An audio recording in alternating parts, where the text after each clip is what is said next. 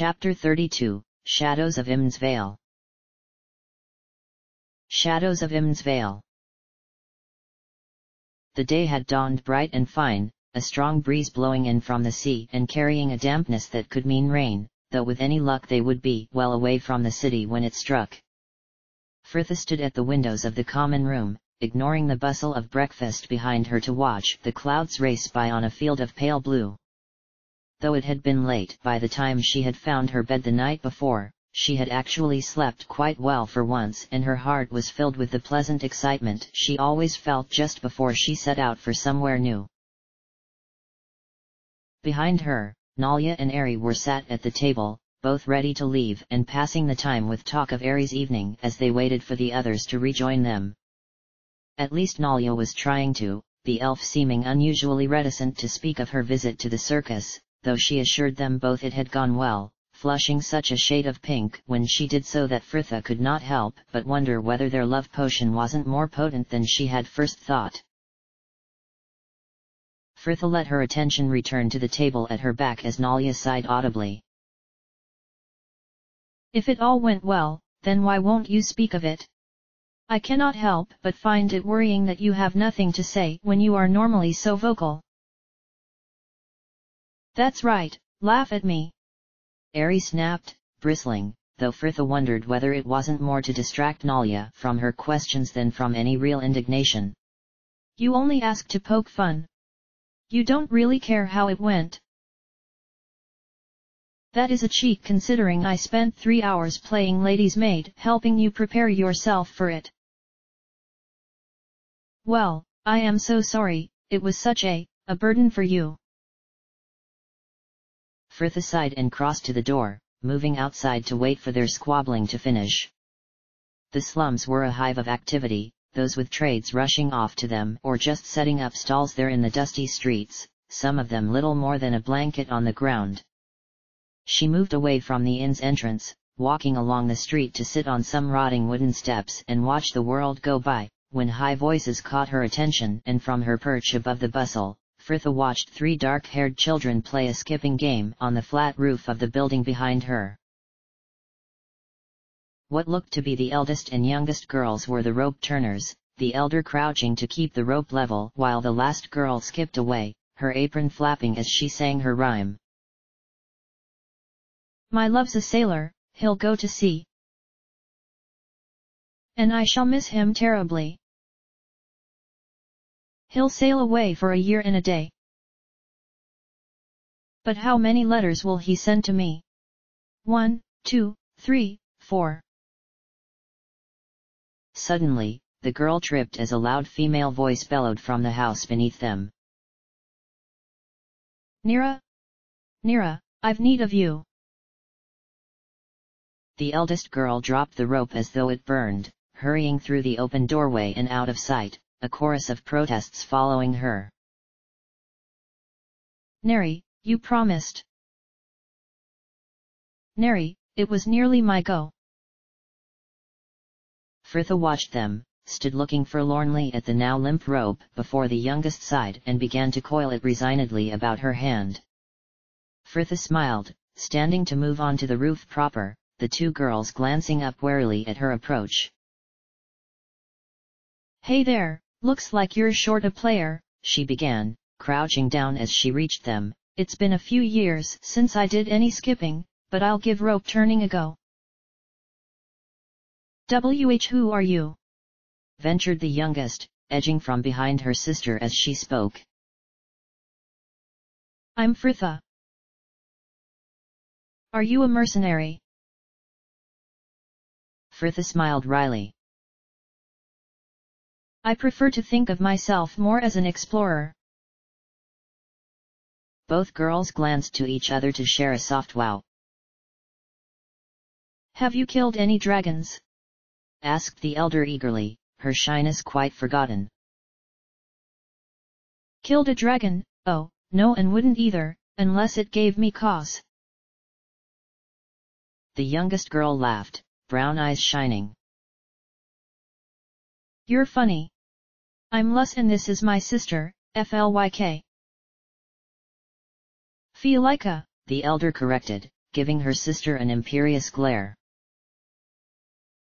Fritha smiled. And your other sister is Nira? She confirmed and Lus nodded. Neri's the eldest, but she doesn't play with us so much. Yeah, Mama needs her to help with the chores, agreed Fiolika, before continuing. So where have you explored? Well, I've been to Baldur's Gate. That's not very far away, said Lus, frowning slightly. Some of the merchants come from there. Fritha smiled gently. No, that's true. But, I've been to the island where Baldur, its founder, ended his final voyage. And this morning I'm heading to the Umar Hills. Have you heard of there? Both girls nodded solemnly. Well, there's a village there that has been having some problems. Some say it's ogres, some that it's wolves, and some say that the Umar witch herself has returned to the village. That's scary, breathed Lus, her eyes wide. Won't you be scared? Well, maybe. Fritha began, but another cut her off. My lady. She glanced behind to see a gnomon, halfway up the steps watching her with a clear interest. Oh, who's that? asked Fiolika, peering shyly over her shoulder. That's a gnomon. He's a priest of Helm. Is he your boyfriend? Fritha snorted. No, and the two girls giggled appreciatively. Looks like someone's here for you, as well, she continued, straightening as a stout matronly woman appeared in the doorway behind them, glossy dark hair tidied back under a pale yellow scarf. Good morning, madam. Good morning there, m'lady, she greeted amiably, glancing sternly to her children as she added, my girls aren't bothering you, are they? Fritha smiled and shook her head. No, quite the contrary actually. Fritha's an explorer, Fiolika piped up. But she doesn't kill dragons, added Lus wisely. Indeed, confirmed the woman, a smirk pulling at her lips. Well, that's unlucky for you, for there'll be a dragon appearing in your very midst if you both don't get in now and do your chores. Fritha laughed gently at the chorus of groans.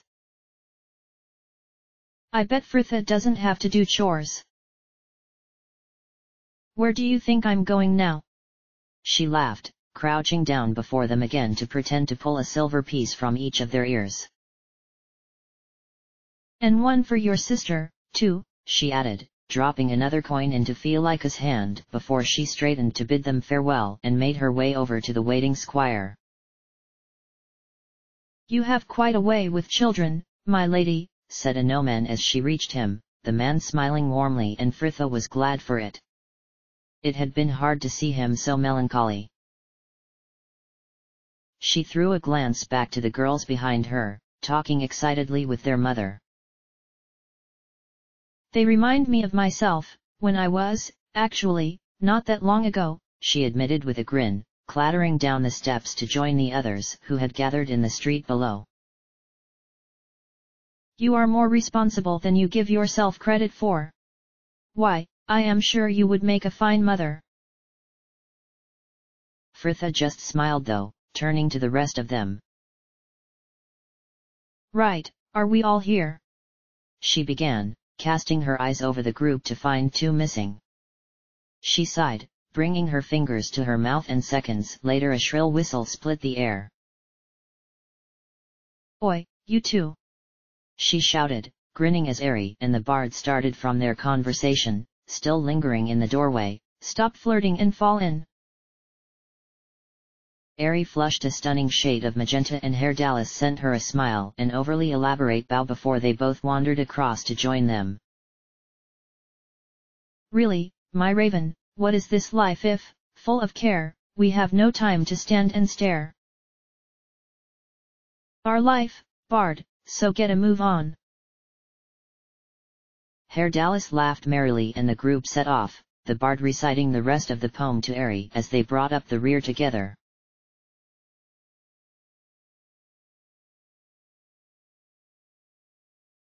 Autumn was well upon them now, and the forests east of the city had taken on their bronzed livery, a crisp carpet of fallen leaves crunching pleasantly underfoot as they made their way to Umar.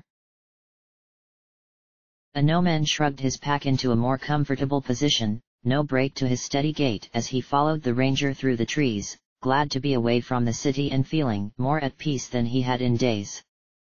It was the afternoon of their second day traveling, the way steadily becoming more hilly as they went, and according to Minsk and the rough map bought before they had left the city, they should arrive at Imsvale sometime afternoon on the morrow. It seemed the village was quite well known, being one of the main caravan stops between Tether and the Heartlands. Something which was fortunate since the girls failed to get directions when they accepted the quest. Not that Fritha had let it bother her. In fact, not a lot seemed to bother Fritha at the moment, the girls spending their days of travel walking side by side with Nalia and on occasion Ari as well, the girls kicking through the amber leaves, their chatter so quick and fluid it was almost as though they were speaking a different language, the sound broken only by their warm laughter. A gnome wiped a hand across his forehead, feeling unpleasantly grimy. Apart from the fact he had not been able to wash for days, they had been caught in an ambush by a nest of giant spiders that morning, and though no one had been injured, everyone was quite a bit dirtier for it. He was no stranger to the discomforts of the road, but the smell the spiders had left was disagreeable to say the least, and he was looking forward to the time when they would stop and he could remove his armor for a thorough clean. Another round of laughter from behind caused him to turn, glancing back to where Herr Dallas and Ari were walking together and joined for once by Nalia and Fritha, the pair flushed and beaming. Fritha was different lately. She smiled a lot more, well, she had always smiled quite a bit, but now he would catch her just smiling at nothing. A gnome let his gaze travel along the line to where Herr Dallas was entertaining the three, singing in a high falsetto the song of the Merry Maid, loudly bemoaning his virginity and making the girls laugh. Though a gnome did not know when he had first noticed it, the change in Fritha was unmistakable and he could not guess as to what would have caused it. He watched as Herr Dallas reached out behind her as though to playfully steal a hairpin, Fritha batting his hand away as she laughed. A gnome frowned. At least he hoped he could not guess. By Sylvanus, Bard, be silent! Jahara finally snapped, turning back from where she was leading the way with Minsk to give the tiefling a glare. This day has been long enough already without you adding hours to it. Oh, as you will, my ptarmigan, Herr Dallas sighed deeply. As a poet, this sparrow is more than accustomed to suffering the artistic ignorance of the masses. Well, as long as you are suffering in silence, the women replied with a smile, and everyone laughed, the man in question joining them, albeit grudgingly. The way was becoming steeper again now, the trees thinning about them as they climbed, and a silence fell over the group, broken only by their deepened breathing until, at last, they left the cover of the trees and Ari stopped, her breath catching in her throat. They were stood on a rocky outcrop, the rolling hills and valleys of Umar stretching off to the horizon, patches of amber forests stippling the verdant hills, the whole landscape a hazy gold under the setting sun. Her heart was already trembling from the climb, and Ari felt almost light-headed as she stared out across the golden hills, a river like a ribbon of silver snaking along the gorge beneath them. She had seen much of on her travels with the circus, but always from one town to another, journeys by roads through civilized lands, and the wild beauty of this place was stirring. It's beautiful, she breathed, and Jahara smiled, sending her an almost fond look.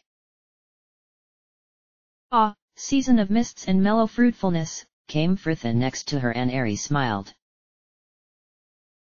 When I was younger, playing with my sisters, we would dare each other to get as high as we could.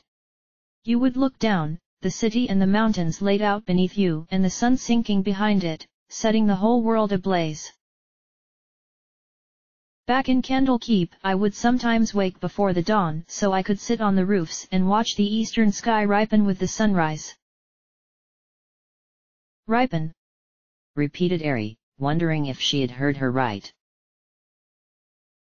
Yes, the way it warms from the palest quince to the deep blushing orange of a heavy autumn peach. Oh, I am so hungry. Frithia added with a mix of groan and laugh, a hand clutching her stomach. Airy smiled, both at the girl's joke and her description, her words bringing the scene to life behind her eyes. Frithia, she began, and the girl glanced to her questioningly. Yes. It's nothing, just the way you say things sometimes, it's very pretty. Yes, Airy, I have noticed it too, agreed Jahara with a broad smile, almost worthy of a bard. A look that Airy could not read passed between the two before Frithia suddenly smiled, continuing airily. Oh, I'm sure a bard would have been able to come up with something much wittier, something that would have us all laughing politely behind our hands. Well, except for a gnomon, he would just scowl. What? Interjected the squire, starting at the mention of his name and turning back to them with a frown. The three laughed, Jahara shaking her head. Nothing, a gnomon, Frithia smiled, stepping forward to stand next to him. Airy was just commenting on the sunset. So where is Imn's Vale? Minsk glanced to the map and pointed northeastwards. Do you see the fourth hill, young Frithia? In the valley behind it. This river leads to the village, though Boo says the way will be quicker over the hills. We won't make it tonight, sighed Nalia. Frithia smiled, tugging her sleeve. No, but we didn't expect to. Come on.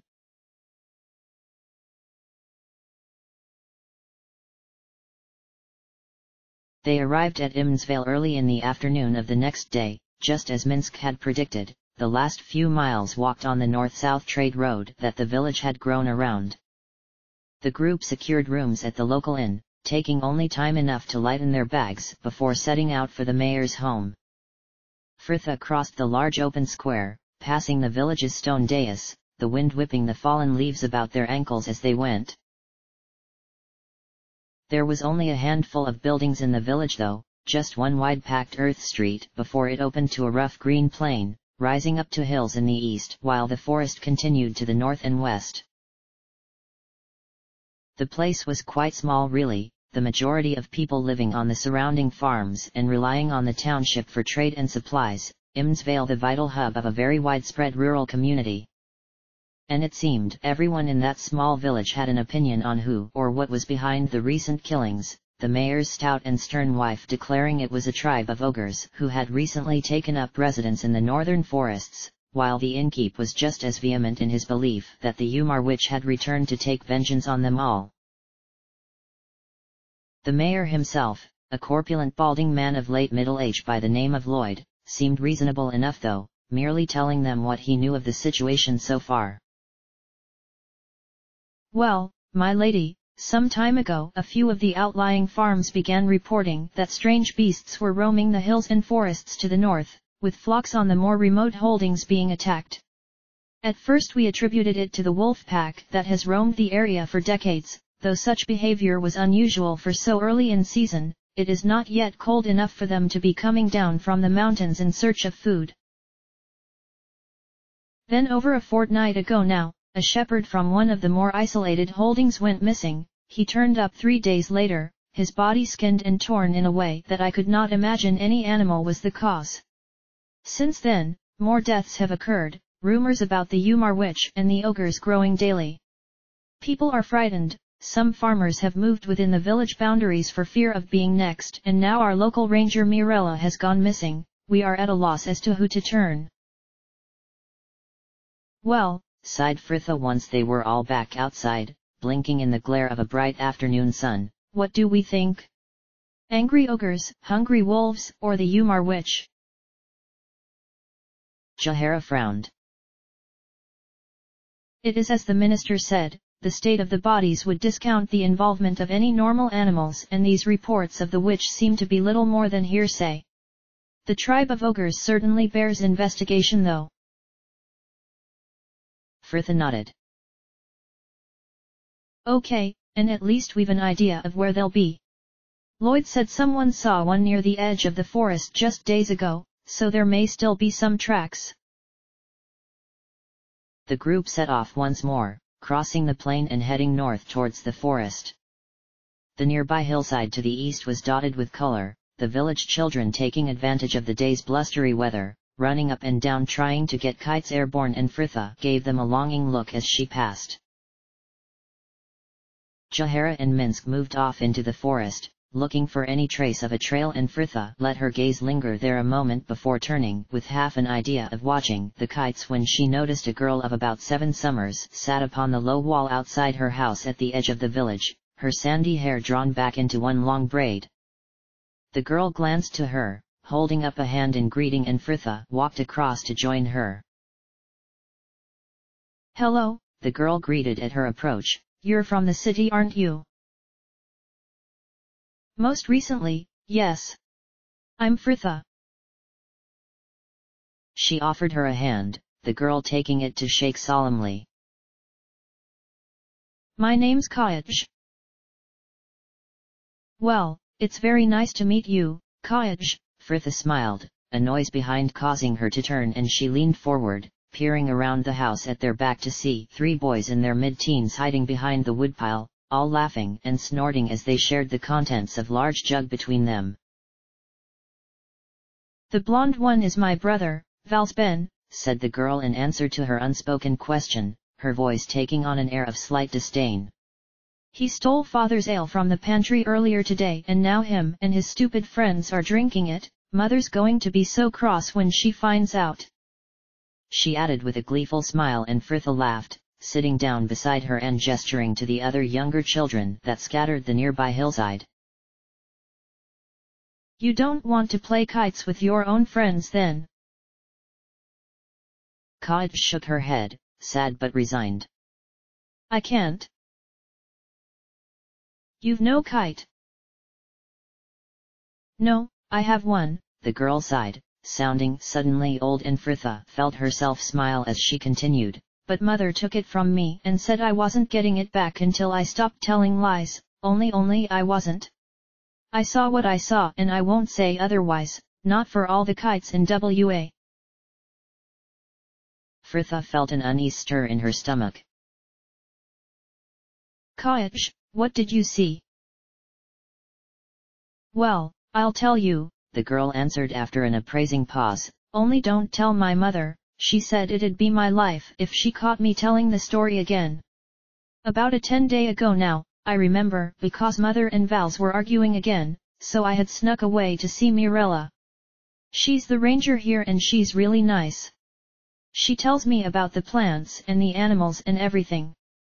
Anyway, as I got closer to her cabin, I heard a strange noise, so I hid in the bushes and I saw this dark shape leaving her cabin. It was like a wolf except all made of shadows. I wanted to go inside and see that Mirella was all right, but I was too afraid. I ran home and told my mother straight away, but she didn't believe me. Kayaj shook her head miserably. Everyone says I'm lying, that wolves haven't been seen so close to the village since the deep winter of 1360, but I'm not, and now Mirella is missing. Fritha, are you coming? Called a voice, and she glanced up to see Nalia beckoning to her. The others stood watching expectantly. Yes, she called back, sending the girl next to her a reassuring smile as she rose. Don't worry, Kayaj, we'll find Mirella for you.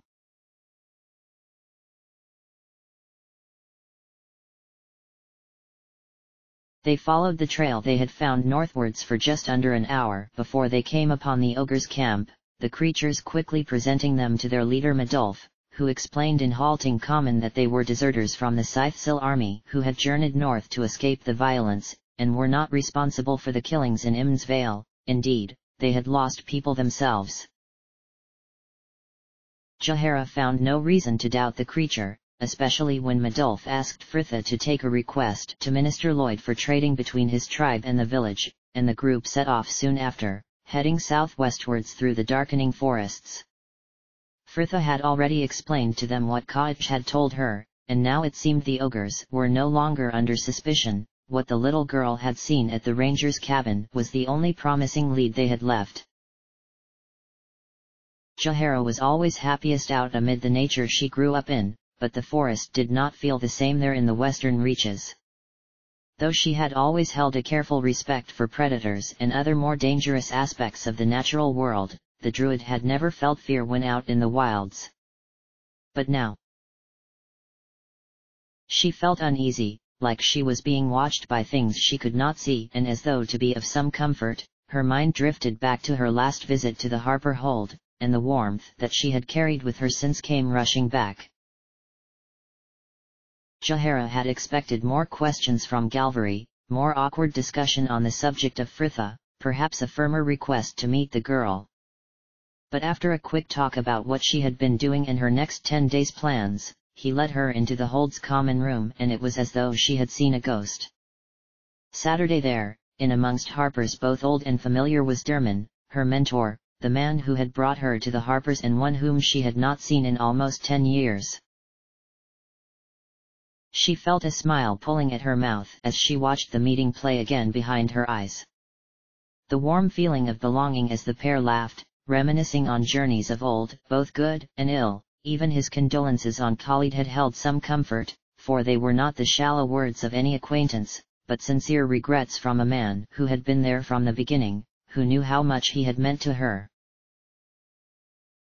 Jahara had not felt so part of something since Khalid had died, and ashamed though she was to admit it, she was almost looking forward to her return to the city that she could meet them all again.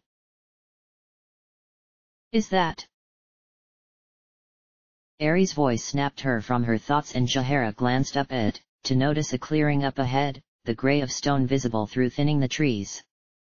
The cabin. It was a squat plain building, probably only large enough for 2 rooms, with a roof of greying thatch. Most of the shutters were closed, no smoke rising from the chimney despite the chill to the wind, and Jahara fancied the house held a dead look. Her skin bristled as they drew closer, and in a way that had nothing to do with the breeze. There was no bird song, no sound at all save the hiss of the wind as it stirred the branches above them.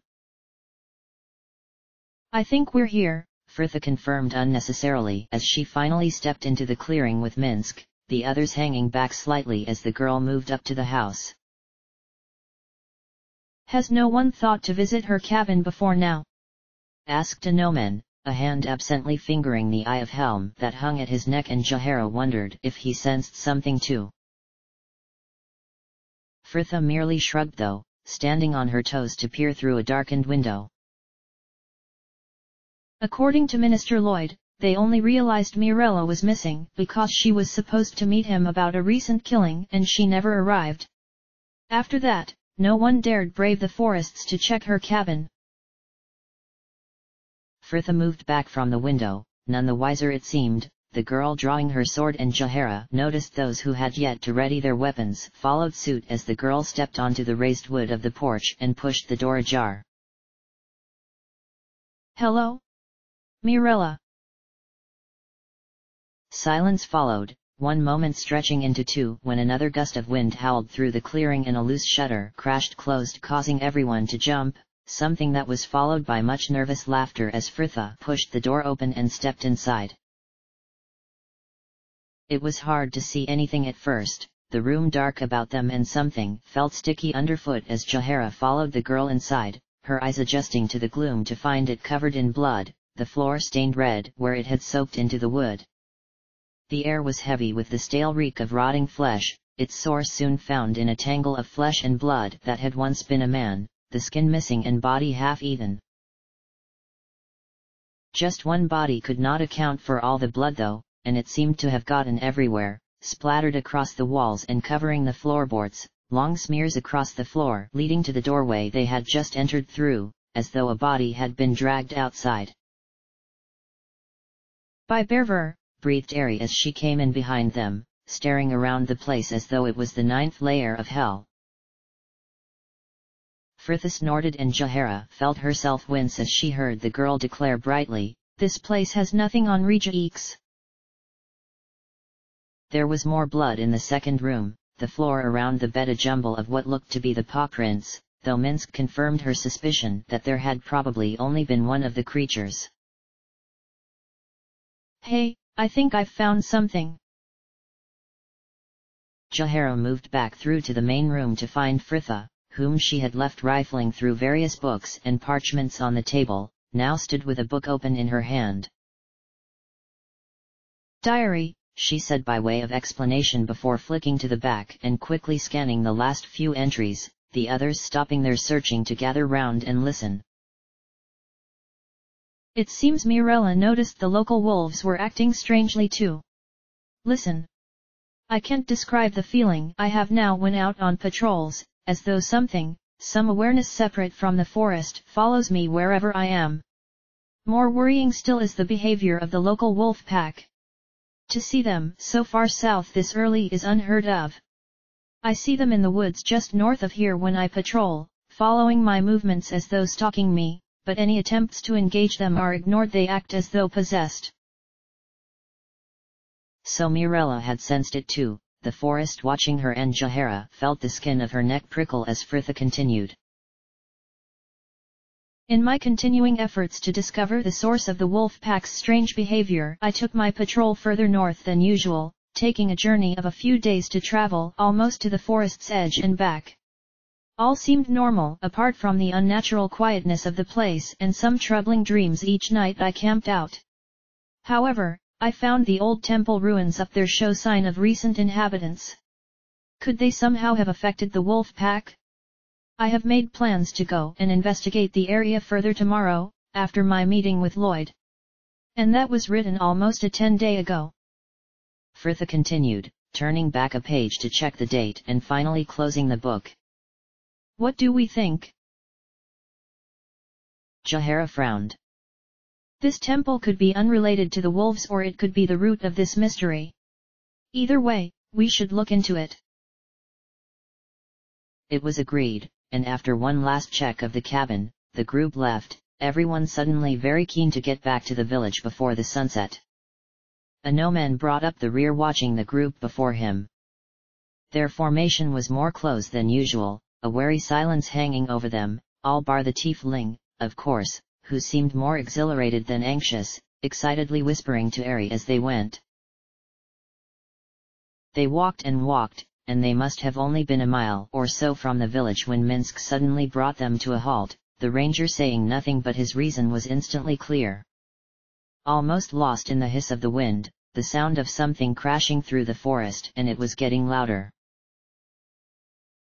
Everyone fell back instinctively, weapons drawn with only the slightest noise, the belted strap on his shield creaking as a no-man swung it down from his shoulder, Nalia taking a step behind him to ready an arrow. The noise was louder now, the rumble of footfalls just audible over the crash of bracken. A flash of brown through the trees, and in his peripherals a no-man saw Nalia draw back the bowstring, waiting for the next clear shot. Another flash, and suddenly Ari cried no. Just as Fritha jumped forward to shout, "Stop! Stand down, it's just children." Nalia pulled away just in time, releasing the arrow high into the canopy as 3 boys crashed into view screaming, "Dragon! Dragon!" "What?" Fritha cried, whirling back to see a gibberling chasing through the undergrowth after them. She sighed deeply. "Nalia." The melodic hum of the released string, the whisper as another arrow split the air and the creature fell dead instantly, Fritha turning to the boys now collapsed at their feet and laughing breathlessly. "Who are they?" questioned Ari, still looking a touch alarmed. "Well, the blonde one's Valsben, Kaij's brother," Fritha provided with a shrug. "I don't know the names of the other 2, but they're his friends." You recognize them? Came Jahara, and Anoman was sure he heard a certain tautness to her tone. Fritha merely nodded though. Yes, they were all hiding behind her house, drinking some ale they had stolen when I was talking to Kayaj earlier. Jahara looked suddenly and severely displeased. You saw it happening? And you did nothing to stop them. By the pricking of my thumbs. He heard Herr Dallas mutter behind him, his amusement apparent, airy hushing him as the women continued. How could you be so irresponsible, Fritha? I'm sorry, I didn't think. The girl apologized blandly, although Anoman was given the distinct impression that the only thing Fritha was sorry about was having to listen to the druid's reprimand. Anoman frowned. He would have thought someone who had been mere inches away from being shot would be taking the situation much more seriously. Well, we'd best get this lot back to the village. Come on, boy. Fritha continued with a sigh, hoisting Valsben to his feet, Jahara following suit with the brown-haired lad who leant against her heavily and told her he loved her, much to the amusement of the rest of them. The wind had picked up now, indigo clouds boiling overhead and bringing with them an early dusk. Some of the trees close to the village were bearing the remnants of lost kites, and the children had wisely abandoned the pursuit in favor of a game of marbles on the packed earth before the town dais. Hey Fritha, called a high voice, and Fritha glanced up to see Kayaj running across the street to meet them, the girl stopping in her tracks as she noticed her brother walking between Minsk and Jahara and swaying threateningly. Vals. The girl instantly turned to run back to her house, disappearing inside only to reappear moments later with her mother in tow, a tall narrow woman with a careworn face who at that moment looked as though all the furies of the lower plains were flowing through her. Valsben Brenneth Herdson. I have never been more ashamed of you. Your father has been out for the last hour, braving those beasts to search for your ungrateful hide. Just you wait till he gets home. Ah, ma please, my head's killing. The lad groaned as he staggered forward, the other boys snickering behind him. Your head? The woman shrieked, cuffing the side of it for good measure. Inside now. And you too as well. She ordered, rounding on his friends who promptly stopped laughing. Go on, I know for a fact your mother is worried sick, Nelayer. They sullenly did as they were told, following Valsben into the house, and Kayaj's mother spent the next few moments apologizing profusely to them for the behavior of her wayward son. Kayaj stood behind her all the while, hiding her giggles in her apron as she enjoyed the trouble her brother was in, before her mother ushered her inside to and, with one final apology, bade them farewell. Only a few more paces along the street and they finally returned to the inn, the group taking a table to eat together, though Fritha did not join them, staying only long enough to collect a piece of bread and a square of cheese before leaving to watch a marble tournament just starting outside. Anoman watched her go before turning back to his own meal. The scene at the cabin had been unpleasant enough to curb his appetite, and he ate slowly, wondering how much of Fritha's nonchalance had been genuine as he recalled her comparison to the tanner's house. And yet, things could transpire to be much worse than any of them had experienced if Mirella's theories were found to be true. What could have caused the wolves to begin acting so strangely? And though Anoman could not say why, he felt certain that this temple was somehow the cause of the problem. Perhaps it had originally been to the glory of some dark god, forgotten over the ages, but if people had started worship there again. He started as an unexpected peal of thunder rattled the windows, rain suddenly patting heavily against the glass, and he rose as others did, throwing wide the door in time to see the heavens open, the square descending into a chaos of children, all whooping and shrieking as they danced about in the downpour. Jahara, providing an amusing mirror of the village mothers, stood under the eaves demanding Fritha come inside that instant. Never. The girl laughed, the thunder almost drowning her out, stood on the town dais with her head thrown back to catch raindrops on her tongue. "Come on, Nalya." A no-man watched the young woman next to him, wringing her sleeves with indecision before she screamed shrilly and gathered up her skirts to go charging out to join her, and Jahara finally seemed to give them up as a lost cause, turning back into the inn. "Idiots, the pair of them. Haven't the sense they were born with." A no-man glanced back to the girls, dancing along the dais laughing wildly, before he shook his head, following the druid inside. Nalya returned a quarter of an hour later, soaked through and flushed, explaining that Fritha was still watching the storm, before promptly leaving to change out of her wet clothes. Jahara snorted crossly, throwing the closed door a dark look as though it was somehow its fault Fritha had not returned yet. "The girl is mad." "Isn't she though?" beamed Haerdalis as though the druid had just bestowed upon her the highest of compliments. "Yes, and she needs no encouragements from you, Bard." Haerdalis did not look happy at this, and neither did Aerie, though a no-man wondered if it did not stem more from the druid insinuating her sweetheart would somehow have an influence on the girl's behavior. But either way, he had no desire to hear the imminent quarrel. He quickly drained the last of his ale. "Please excuse me a moment," and with that, a no-man left for the bar. So, it seemed Jahara had perhaps noticed it as well, this spark of regard between Fritha and the bard. A no-man shook his head. It was a shame if it were so, for it was clear where Haerdalis's true affections lay, his attentions never far from Aerie.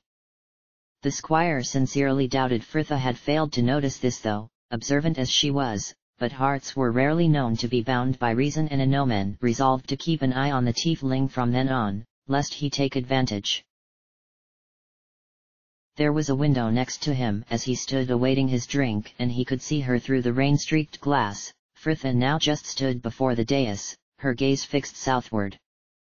The rain was starting to ease off, the storm rolling on down the valley, ceasing as suddenly as it had begun, and he watched as a break in the clouds engulfed the square in a warm yellow light, the water that drenched every surface sparkling like 1,000 stars, and it was in that moment she turned and saw him through the window.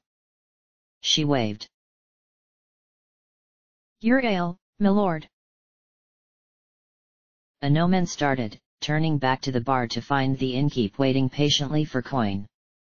He paid him, returning to the table, and he had just sat as Fritha appeared in the doorway. She was shivering uncontrollably, water dripping from her hair to run across her face, though she seemed to be disregarding both, her eyes bright and black as polished jet as she spoke. "Finally come to your senses, have you?" said Jahara curtly, though the girl did not seem to notice her tone, her voice quiet and breathy. "Oh, it was beautiful. I've never seen anything like it. The way clouds hung black overhead, boiling and twisting like the sky was alive, and then lightning would suddenly slice over the hills, thunder roaring through the air as though the world were at an end," she cried, throwing an arm wide and splattering half the table with water. "Oh, sorry." Jahara rolled her eyes, and a no-man could tell she was trying not to smile.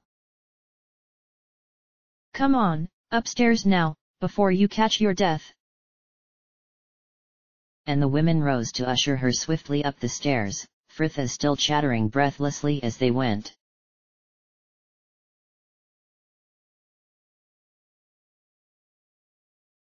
Fritha sniffed, the sudden change from the cold of the square to the warmth of the inn making her nose run, Jahara ahead of her as they climbed and keeping up a constant tirade as they went. "Gods, Fritha, how old are you? 12? No, you are not, and I think it high time you began to act like it. Standing out in the rain getting soaked through." "I was enjoying the glory of nature," Fritha supplied with a grin, Jahara ignoring her to point along the landing. "Here, go into Nalya and Aerie's room, the fire is already lit in there." Get out of those wet clothes and I will fetch your bag. And with that she turned and stalked off to the room that they were sharing. Fritha moving to the door the woman had indicated to find Nalia, already changed with her wet clothes hung over a chair before the fire, her hair hanging in dark red tendrils as it dried. You're back, she smiled, coming forward to welcome her in. How was it? I wish I could have stayed out, but it was so cold. It was amazing, Fritha grinned, letting the memories of it draw her back. There was this moment towards the end, when the wind seemed to drop and the rain just hung in the air, like time had been stopped. What did I say? Snapped a voice behind her, Fritha turning to see Jahara in the doorway. Get out those wet things now. Here's your bag. I trust I don't have to stay and dress you. Stay? Asked Nalia. You are going out. Just into the forests to pray a while. Fritha frowned slightly, concerned. Should you be going alone? Jahara sent her a look that clearly indicated she did not think much of this hypocrisy before answering. No, Anne, you are not the only one to think so. It seems Boo is insisting on accompanying me. She thrust the bag into her arms. Now change. Fritha managed to hold in her laughter until the druid had stalked from the room, the girl still giggling as she moved behind the screen to peel off her wet clothes, Nalia wringing them out over the hearth while she changed, the girl hanging them on the chair to dry with her own. Fritha sighed, straightening her tunic and finally stepping out from behind the screen to sink onto Nalia's bed, the girl herself sitting down next to her, pulling her bag onto her lap with a smile and drawing out a large bottle of dark red liquid and 2 cups. Is that wine, Nalia? Where did you get it? Nalia sent her a roguish smile. I had it sent up by the maid. I had a feeling Jahara would bring you in here once you came back inside. Besides, it's medicinal. Here. She grinned, passing her the cup she had just poured. Cheers. Fritha laughed, receiving the cup from her and raising it in toast before draining the contents, and the girls settled down to finish the rest between them, talking about where life had brought them and teaching each other the songs they had learned when they were young and without the worries that just seemed to come with age. Fritha glanced to the window, where a sky of inky clouds hid both stars and moon, before turning back to the girl next to her. Nalia was sat as she was, barefoot on the crumpled blankets of her bed, her dress hitched up to her knees and exposing her pale freckled legs. Her hair was wavy where it had been left to dry, softening the slight sharpness to her features, and Fritha was pleased by the idea that only she could see the girl so, propriety keeping all others at a distance. They had talked for hours, the subject becoming increasingly silly as the wine bottle emptied until it had finally descended to their current topic, the group's first and only couple. I wonder what Ari and Herr Dallas did do on that night they went to circus, mused Nalia, leaning back against the headboard with a sigh. You mean she hasn't said anything more than what she told you back in Athkatla? Fritha confirmed, rather impressed by the elf's resolve. Nalia could be very persuasive. The girl shook her head. Not a word. She says they just met with her uncle and friends and went for a walk afterwards. I keep asking her if they kissed, but she just flushes pink and tells me to mind my own business. Coyly? Questioned Fritha. No, crossly now you mention it. Nalia answered with a contemplative frown, straightening slightly as she considered aloud. Do you suppose that maybe they haven't kissed? That would explain why she's cross. Maybe Ari tried to kiss Herr Dallas and he wouldn't let her. What, you mean he was all, no Ari, we cannot give in to our base passions? Fritha sent her a skeptical look. I can't see it myself. Oh, can you imagine the horror of plucking up the courage to kiss someone and them not kissing you back? She laughed, her stomach twisting as she lost herself to the feeling. That awful moment of realization, when your lips are on his and you can feel the rigor in his jaw. Oh, I'd just die of embarrassment on the spot. Or perhaps, Nalia continued, though she did not get very far before her voice was lost to laughter. Yes, Pressed Fritha, eager to hear the joke, Nalia raising her pink face from her sleeve to choke. Or perhaps they kissed and it was really dreadful. Nalia, Fritha cried and promptly burst out laughing as well. Besides, I'm sure Ari's silence is a result of things more than likely going well rather than badly. Nalia snorted. Yes, Ari is still maintaining that. We just talk and hold hands rubbish. I'll wager they are down in the tavern kissing as we speak. Really? Gods, poor Anomen! Said Fritha with sincerity, and the pair were lost to laughter once more. Fritha sighed, finally calming enough to lean back against the cool uneven plaster of the wall behind her, the mixture of laughter and wine leaving her warm and slightly sleepy. Have you ever been kissed, Fritha? Fritha opened her eyes to find Nalia leant back against the headboard, the girl watching her with a gentle look. Fritha shook her head. Not likely, I still thought boys smelt until a year or so ago. You? The girl shrugged. Well, once. My father would sometimes have nights stay at the castle, some were old friends, others just men from campaigns in which he had served. Once when I was in my 13th year, a knight came to stay for a 10-day and he brought with him his squire, Avran. He was about my age, perhaps a year older, and we befriended each other for the time he was there.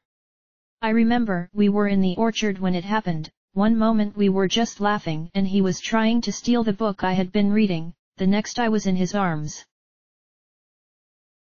Nalia trailed off looking suddenly uncomfortable, and Fritha made a show of taking out her hairpins, as though she had not noticed the billowing silence. Afterwards, we just laughed it off really. We were both quite embarrassed and I don't think either of us had expected it to happen. It was more friendly than anything romantic, to be honest. Nalia sighed, continuing in a way that sounded both brisk and slightly sad. Then he left with his knight and I was sent to St. Hilaria's but a few months later. I do not know what made me think of it after so long. Would you like me to comb your hair out? Fritha frowned slightly, wondering what had prompted her offer when she realized the mess of her curls now at her shoulders, and she shook her head, hurriedly pinning it back up. No, I can't be bothered at the moment. I'll battle with it in the morning. She yawned, straightening to stretch out her back. I really should drink something other than wine before I sleep. Nalia smiled, the soft look still to her eyes as she stood, stooping to pulling on her stockings and boots. Come, we can take tea downstairs before we retire, and see what Ari and Herr Dallas are up to. Fritha laughed, slipping on her sandals to follow her out.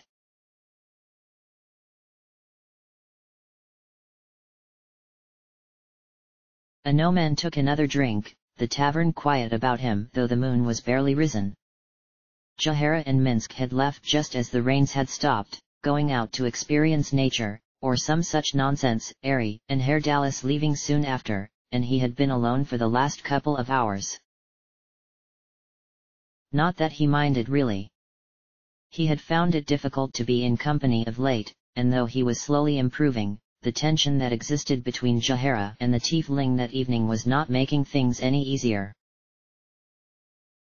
Anomen sighed, listening as the forest outside groaned and creaked in the wind, the way it whistled down the chimney shrill and almost melodious. He paused, his cup halfway to his mouth, as he suddenly realized it was not the wind at all, but singing, and Anomen glanced up to see Fritha appear on the stairs with Nalia, the pair clattering down into the tavern. Oh matchmaker, matchmaker, make me a match, find me a find, catch me a catch. Fritha had an empty bottle of wine in one hand, the girl tripping lightly over to his table and grinning as she threw herself into the chair next to him. Hello Anomen, oh, I feel positively squiffit. She sighed in quite a good likeness of Nalia, the girl herself laughing gently as she stepped up behind the chair, Fritha dropping her head back to look up at her as the young woman spoke. Right, I'm going to fetch some tea, dearest, would you like anything, Anomen? He shook his head and Nalia nodded once, stooping briefly to kiss the top of her head before sweeping off to the bar, the girl she left straightening with a sigh. So, began Anomen, trying to sound stern as he eyed the empty bottle Fritha had set on the table, what have you two been doing? Oh, nothing much. Drinking, singing, gossiping about boys. Fritha finished with a wicked laugh before she sighed again, resting her flushed face upon her hand, her grin lessening to the half-smile she sometimes wore which always made her look both contented and sad at the same time. So where is everyone? Asked Nalia as she arrived back at the table, setting down the teapot and cups and taking a seat. I thought Ari and Herr Dallas were down here with you. Anomen shook his head. No, they left to walk out a short time after you did, and when they returned went straight upstairs. I wished we had known, sighed Fritha, sending him an apologetic look as she took her first sip of tea. We'd have come down earlier if we had known you were on your own. It is fine, my lady. I was enjoying the piece. Ah, well, best we weren't about then, the girl smirked into her cup, Nalia sending her glance before asking with a deliberate nonchalance, so, how did Ari and Herr Dallas seem before they left? Fritha rolled her eyes. Oh, Nalia, not this again. There's no harm in getting another's perspective, the girl dismissed before turning to him once more. So, how did they seem? Anomen frowned. Well, as they usually do, my lady. Why? Is something wrong? No, nothing's wrong, Anomen, Fritha smiled, shaking her head. Ari has just become very reticent to speak of their relations lately and Nalia is worried for them, the course of true love never running smooth, and all that. Anomen gave the pair a stern look. Really, is it any of your business? He reproached but Fritha merely laughed. Goodness Anomen, if everyone kept their interest only in their own affairs the world would be very dull indeed. Anomen sighed and shook his head, trying not to smile as he turned the conversation to more relevant matters. So, have you given any thought as to what could be behind the corruption of this local wolf pack? I believe the temple is the most likely source, perhaps it is dedicated to some ancient dark power. Fritha shrugged. Perhaps, or it could have been taken over by another section. Mailer, or the like. I suppose we will find out once we get there. Anomen nodded. Indeed. According to the innkeep, the temple is over a day's journey north, we should be prepared to camp out with the knowledge these beasts are abroad. Nalia sighed, looking downhearted, something Fritha did not fail to notice. Dearest. Oh, it is nothing, foolish really. I am just finding it difficult to accustom myself with sleeping out of doors, especially now it is getting colder. Well, that's nothing to be ashamed about, said Fritha with an understanding smile. I've been doing it for almost a year now and I'm still not much keen on it either. It's not so much the cold, but I hate that feeling you get sometimes when you are lying there, the fire at your back and making the darkness you are facing seem all the darker, and you can't seem to help but imagine all the twisting creatures it could be hiding. I never sleep properly. Anomen swallowed, he doubted he would from now on, and by the look of Nalia she was right there with him. He had never been very comfortable out in the wild, and he wasn't sure whether the idea the two girls were just as uneasy made him feel better or worse. Frith sighed, glancing up from her cup, and she must have noticed their expressions, for she laughed embarrassedly. "Oh, I'm sorry, I'm not helping, am I?" "Well," she continued, draining her cup and tugging affectionately on Nalia's sleeve as she rose, "we had better sleep well tonight if we are not going to get much tomorrow. And don't you be staying up too late either, Anomen," she scolded playfully. He smiled wryly and dipped his head in acquiescence. "No, my lady. Good night." End of chapter.